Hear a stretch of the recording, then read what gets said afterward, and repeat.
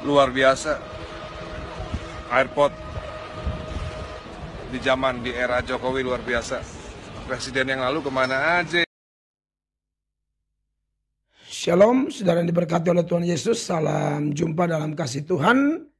Bersama saya Pendeta Mel Atok. Terima kasih banyak buat semua saudara yang Tuhan pakai untuk membantu saya di dalam mengembangkan channel ini untuk mengabarkan berita baik, berita damai sejahtera yang sekiranya berguna bagi persatuan dan kesatuan di bangsa kita atau terkhusus di dalam tubuh orang Kristen atau gereja Tuhan.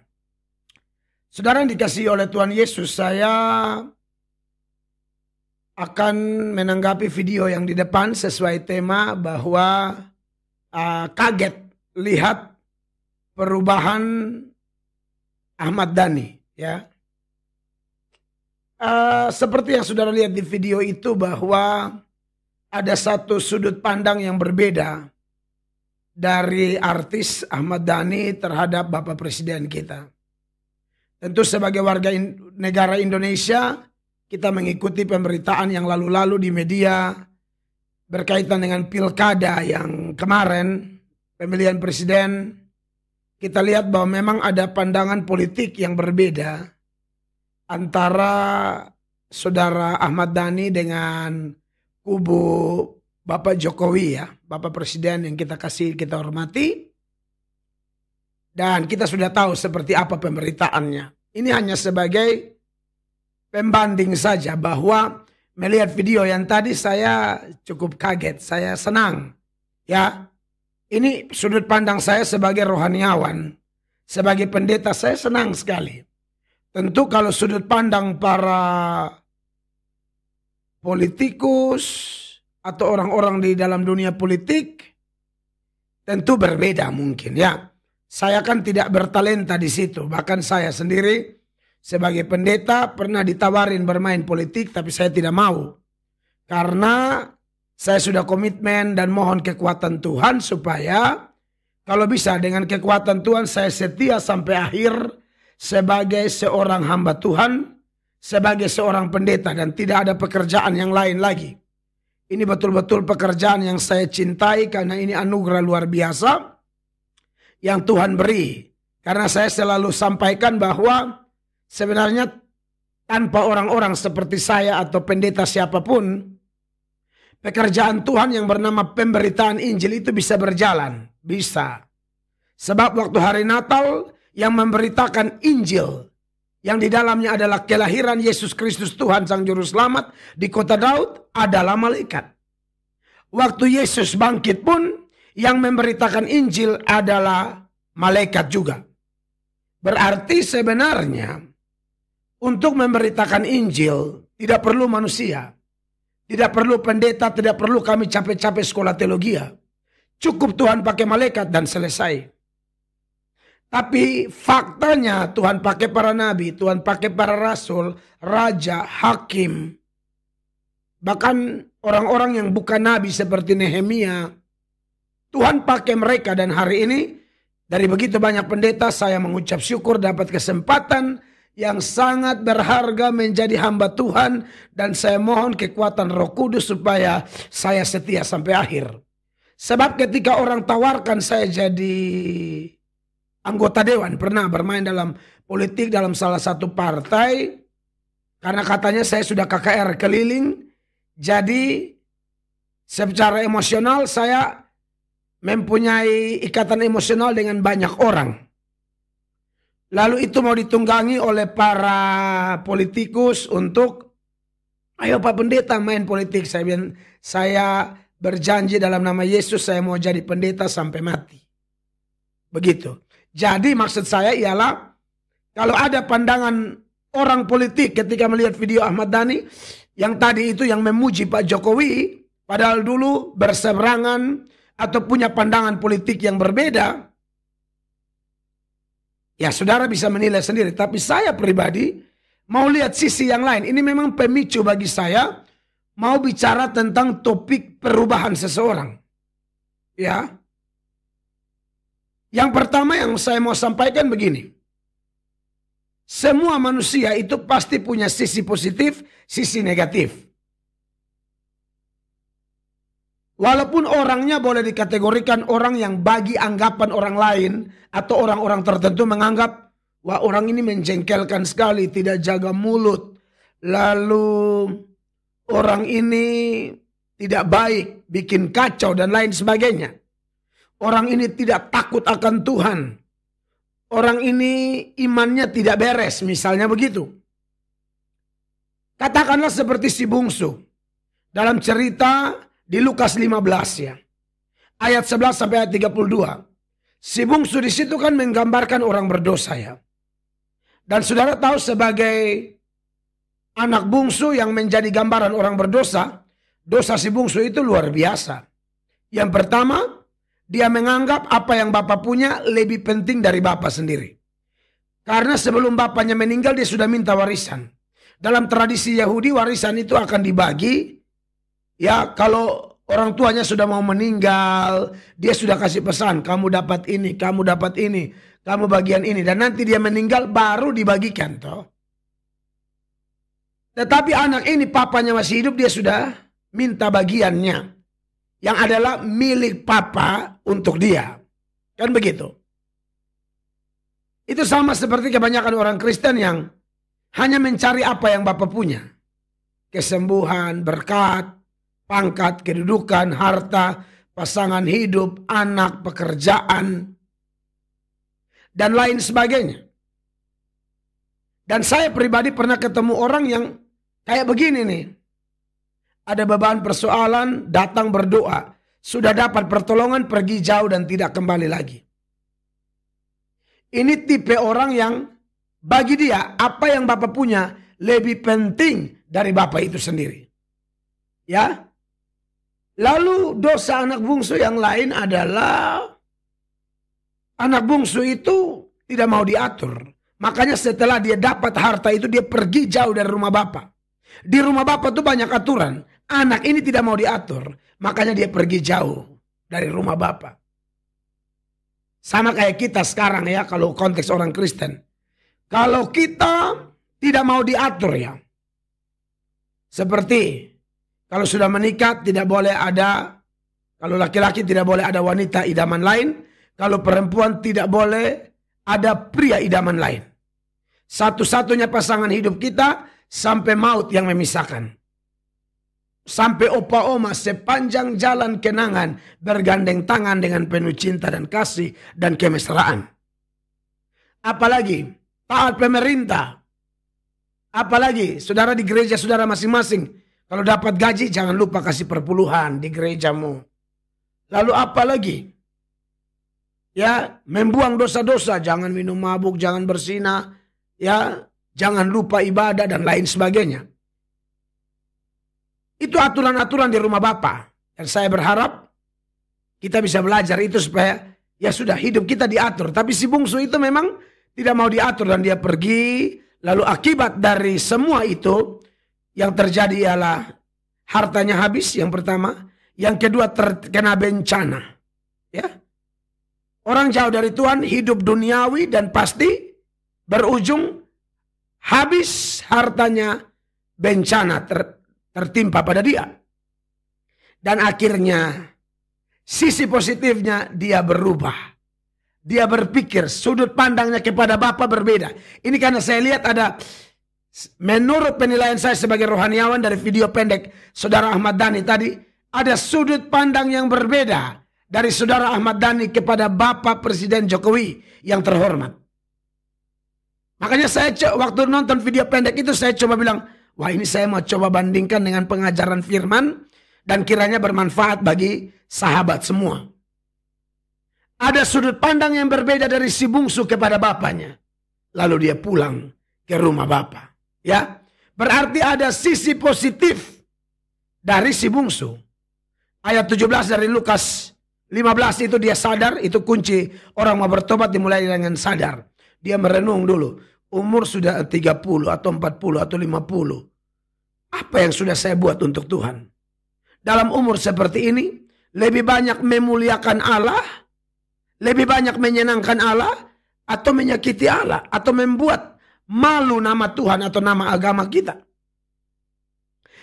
Kalau ada orang merenung seperti ini, nanti dia pikir-pikir, saya harus kembali berbuat sesuatu untuk Tuhan. Hidup ini adalah kesempatan. Hidup ini kesempatan untuk bertobat, kesempatan untuk melayani Tuhan, kesempatan untuk berbuat baik, kesempatan untuk memberitakan Injil. Itulah hidup.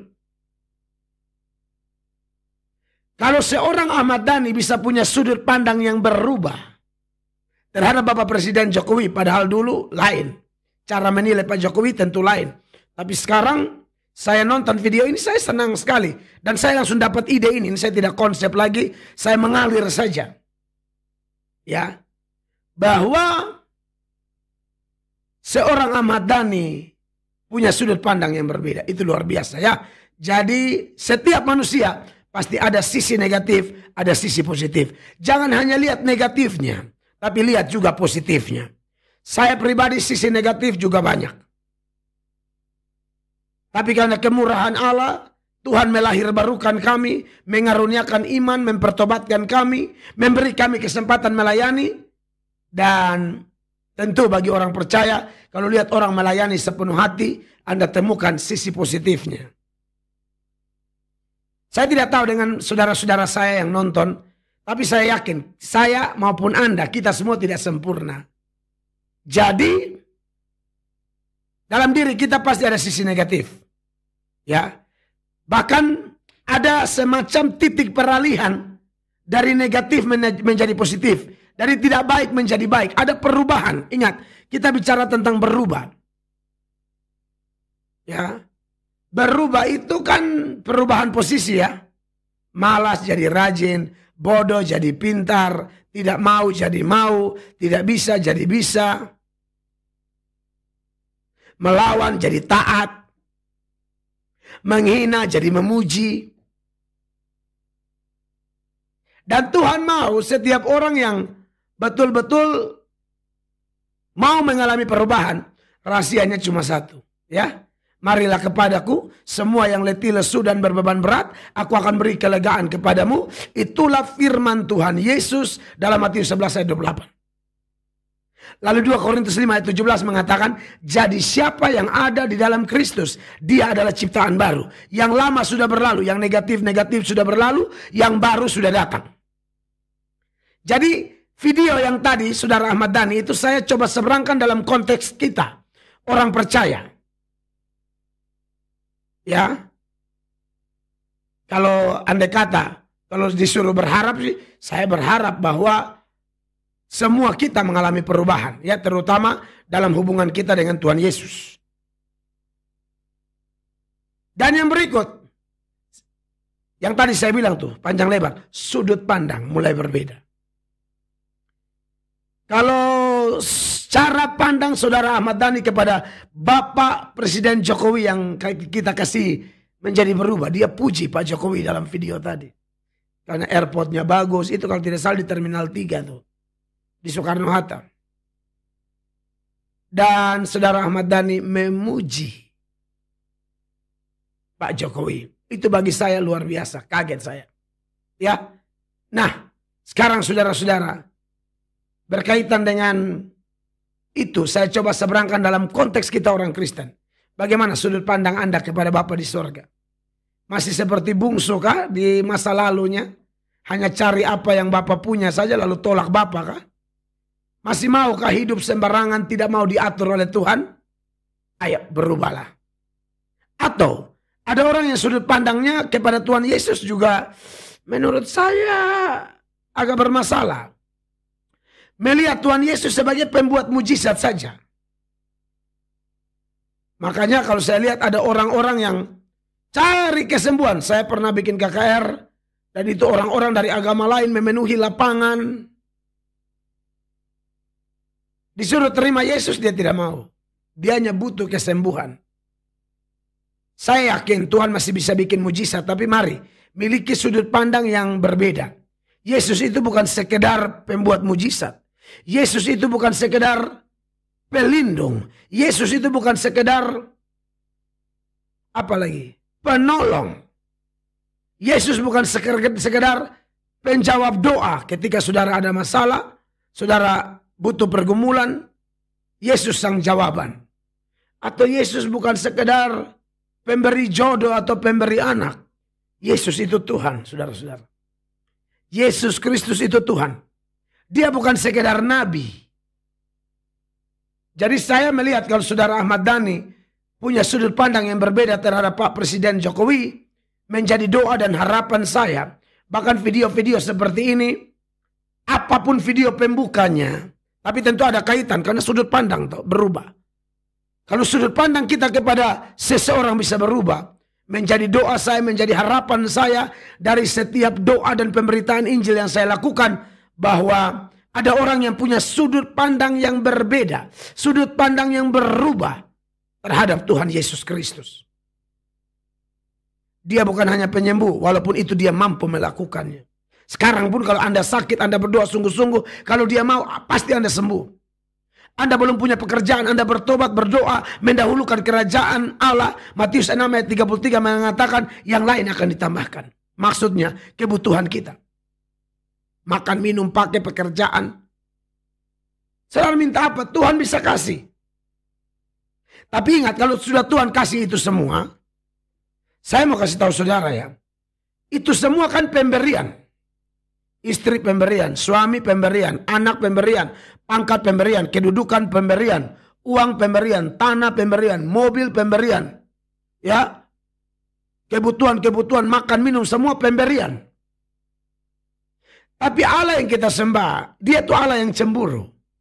Maka dia sering melakukan pengujian kepada kita, seperti dia menguji bapa segala orang percaya, yaitu Abraham. Ketika dia minta Ishak. Ishak itu pemberian. Tuhan adalah sang pemberi. Tuhan mau menguji Abraham, dia lebih cinta mana? Sang pemberi atau pemberian? Jadi begini saudara, Tuhan itu sanggup melakukan yang tidak mungkin menjadi mungkin. Amin. Saudara percaya? Tuhan sanggup melakukannya. Tapi kalau Tuhan sudah melakukan itu bagi Anda dan saya, sebagai hamba Tuhan Yesus, saya mohon jangan sampai Anda mencintai pemberian lebih dari sang pemberi. Maksudnya, sudah dapat pekerjaan tidak mau melayani. Sudah dapat istri, dapat anak tidak mau melayani. Sudah dapat suami tidak mau melayani. Sudah dapat mobil tidak mau melayani. Tapi orang yang punya sudut pandang yang berbeda kepada Allah, dia bilang, aku akan cinta Yesus lebih dari semua pemberian ini. Rumah saya pakai untuk melayani Allah. Mobil saya pakai untuk melayani Allah. Istri, anak, suami saya gembalakan, saya bawa mereka untuk melayani Tuhan. Itu sudut pandang yang saya maksudkan. Ya, jadi bertolak dari ada sisi positif dari setiap manusia menurut saudara Ahmad Dhani tadi, dan saya kaitkan dengan data firman Allah maupun pribadi kita. Dan juga ada sudut pandang yang berbeda dari manusia kepada manusia, maka harapan saya ada sudut pandang seorang manusia kepada Allah di dalam Yesus. Ketika Anda mulai mengenal dia bukan hanya nabi, tapi dia firman Allah, dia Allah yang menjadi manusia, dia nuzul, turun menjadi manusia. Dan Anda yang percaya kepada dia, Anda pasti mendapatkan kepastian keselamatan. Kapanpun Anda meninggal, Anda pasti masuk surga. Kita semua sedang tunggu antrian untuk meninggal. Sungguh bahwa ada kehidupan setelah kematian. Jangan mau ambil resiko atau pilihan yang salah. Pilihlah Yesus dan Anda akan diselamatkan. Saya Pendeta Mel Atok, kiranya video yang sederhana ini memberkati Anda semua. Sampai jumpa dalam video-video saya yang lain. Silakan sebarkan video ini menjadi berkat bagi banyak orang. Shalom.